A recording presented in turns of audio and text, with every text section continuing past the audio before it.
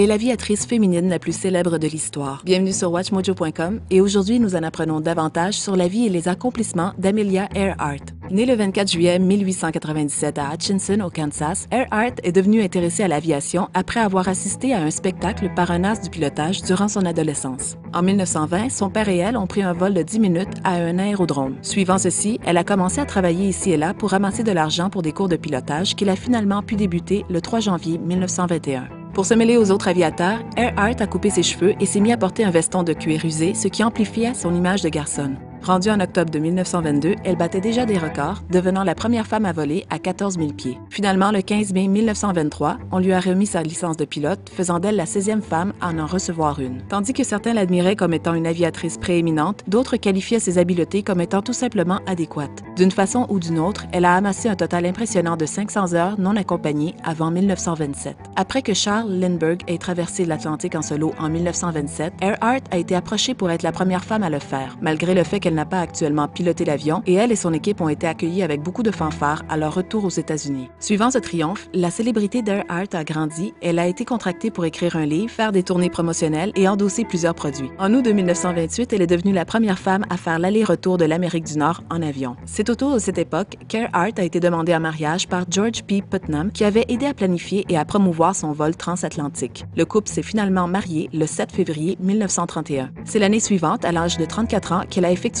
un vol solo et sans arrêt pour traverser l'Atlantique. Elle a battu un bon nombre d'autres records comme femme et tout simplement comme pilote. Mais son plus gros succès était censé être un vol autour du monde en 1937. Après que sa première tentative en mars ait échoué, une deuxième tentative a été planifiée pour juin.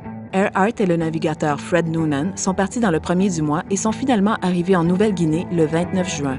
Il restait 7000 milles au vol, la totalité par-dessus l'océan Pacifique. Quittant la Nouvelle-Guinée 3 jours plus tard, les aviateurs planifiaient un atterrissage sur l'île Howland. Cependant, durant leur approche, le duo a été incapable de localiser l'île et manquait d'essence. Après quelques transmissions parvenant de l'avion, le contact a éventuellement été perdu. Une recherche officielle a débuté immédiatement et Putnam a aussi financé une fouille de la région, mais elle est ultimement demeurée perdue. Le 5 janvier 1939, Amelia Earhart a été déclarée légalement morte.